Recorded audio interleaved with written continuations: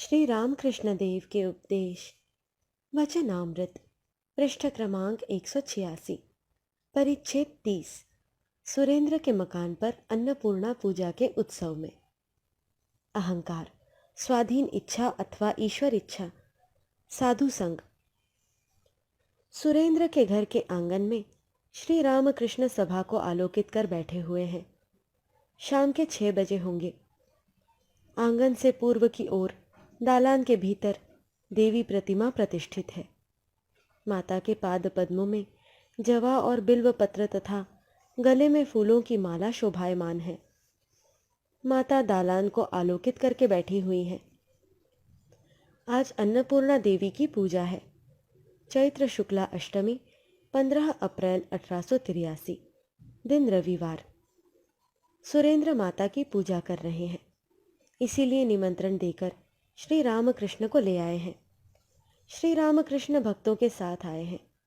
आते ही उन्होंने दालान पर चढ़कर देवी के दर्शन किए, फिर प्रणाम करके खड़े होकर देवी की ओर देखते हुए उंगलियों पर मूल मंत्र जपने लगे। भक्तगण दर्शन और प्रणाम करके पास ही खड़े हैं। श्री रामकृष्ण भक्तों के साथ आंगन में आए। आंगन में दरी पर साफ चद्दर बिछी है, उस पर कुछ तकिए रखे हुए हैं। एक ओर मृदंग करताल लेकर कुछ वैष्णव बैठे हुए हैं। संकीर्तन होगा। भक्तगण श्री रामकृष्ण को घेर कर बैठ गए। लोग श्री रामकृष्ण को एक तकिए के पास ले जाकर बैठाने लगे, परंतु वे तकिया हटाकर बैठे। श्री रामकृष्ण भक्तों से, तकिए के सहारे बैठना, जानते हो ना, अभिमान छोड़ना बड़ा कठिन है। अभी विचार कर रहे हो कि अभिमान कुछ नहीं है, परंतु फिर न जाने कहाँ से आ जाता है। बकरा काट डाला गया, फिर भी उसके अंग हिल रहे हैं।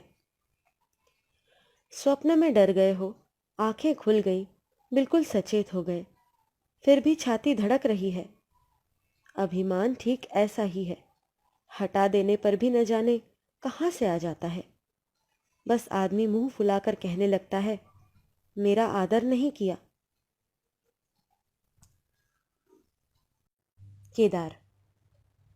तृणादपि सुनीचेन तरोरिव सहिष्णुना। श्री रामकृष्ण। मैं भक्तों की रेणु हूं। वैद्यनाथ आए हैं। वैद्यनाथ विद्वान हैं, कलकत्ता के हाईकोर्ट के वकील हैं। वे श्री रामकृष्ण को हाथ जोड़कर प्रणाम करके एक ओर बैठ गए। सुरेंद्र श्री रामकृष्ण से, ये मेरे आत्मीय हैं। श्री रामकृष्ण। हाँ, इनका स्वभाव तो बड़ा अच्छा है। सुरेंद्र, ये आपसे कुछ पूछना चाहते हैं, इसीलिए आए हैं। श्री रामकृष्ण वैद्यनाथ से, जो कुछ देख रहे हो सभी उनकी शक्ति है। उनकी शक्ति के बिना कोई कुछ भी नहीं कर सकता। परंतु एक बात है, उनकी शक्ति सब जगह बराबर नहीं है। विद्यासागर ने कहा था, परमात्मा ने क्या किसी को अधिक शक्ति दी है?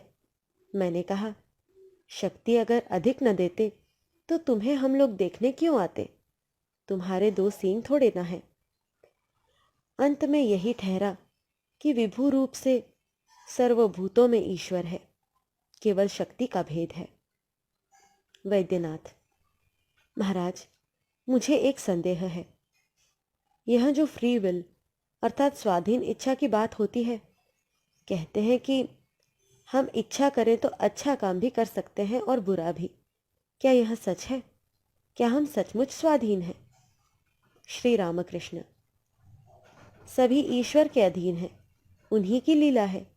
उन्होंने अनेक वस्तुओं की सृष्टि की है, छोटी बड़ी, भली बुरी, मजबूत कमज़ोर, अच्छे आदमी बुरे आदमी, यह सब उन्हीं की माया है, उन्हीं का खेल है। देखो ना, बगीचे के सब पेड़ बराबर नहीं होते। जब तक ईश्वर नहीं मिलते तब तक जान पड़ता है हम स्वाधीन हैं। यह भ्रम वे ही रख देते हैं, नहीं तो पाप की वृद्धि होती। पाप से कोई न डरता, न पाप की सजा मिलती। जिन्होंने ईश्वर को पा लिया है, उनका भाव जानते हो क्या है? मैं यंत्र हूं, तुम यंत्री हो, मैं गृह हूँ, तुम गृही। मैं रथ हूँ, तुम रथी। जैसा चलाते हो वैसा ही चलता हूँ, जैसा कहाते हो वैसा ही कहता हूँ। वैद्यनाथ से। तर्क करना अच्छा नहीं, आप क्या कहते हैं? वैद्यनाथ। जी हाँ, तर्क करने का स्वभाव ज्ञान होने पर नष्ट हो जाता है। श्री रामकृष्ण। Thank you. लोग हंसते हैं। तुम पाओगे, ईश्वर की बात कोई कहता है तो लोगों को विश्वास नहीं होता। यदि कोई महापुरुष कहे मैंने ईश्वर को देखा है, तो कोई उस महापुरुष की बात ग्रहण नहीं करता। लोग सोचते हैं इसने अगर ईश्वर को देखा है तो हमें भी दिखाए तो जाने। परंतु नाड़ी देखना कोई एक दिन में थोड़े ही सीख लेता है। वैद्य के पीछे महीनों घूमना पड़ता है, तभी वह कह सकता है कौन कफ की नाड़ी है, कौन पित्त की है और कौन वात की है। नाड़ी देखना जिनका पेशा है उनका संग करना चाहिए। सब हंसते हैं। क्या सभी पहचान सकते हैं कि यहाँ अमुक नंबर का सूत है? सूत का व्यवसाय करो, जो लोग व्यवसाय करते हैं उनकी दुकान में कुछ दिन रहो, तो कौन 40 नंबर का सूत है, कौन 41 नंबर का, तुरंत कह सकोगे।